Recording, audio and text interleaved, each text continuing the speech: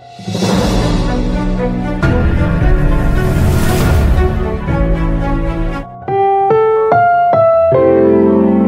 programang ito ay rated SPG. Striktong patnubay at gabay ng magulang ang kailangan. Maaaring may masiselang tema, lengguwahe, karahasan, sexual, horror o droga na hindi angkop.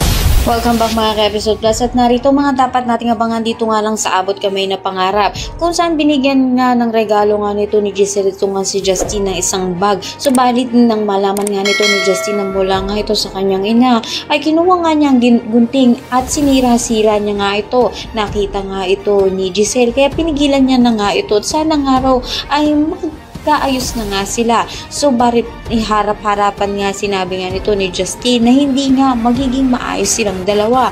Sa kabilang banda naman nga, nag-aalala naman nga ito nga si Doc Tanyag dito nga kay Lynette dahil ngayon nga nagkakatroma nga ito nga si Lynette ay dapat hindi nga niya ito pinapabayaan kundi inaalagaan niya nga ito. Sa bahay nga nito nila Lynette, sinabi nga nito ni Doc Benitez na kung bakit nakikita na naman nga raw sila nito ni Doc Tanyag at galit na naman nga siya umiinom nga ito ng alak nang bigla na nga lang niya itapon ng isang baso na tumalsik nga ang bubog dito nga kay Lynette.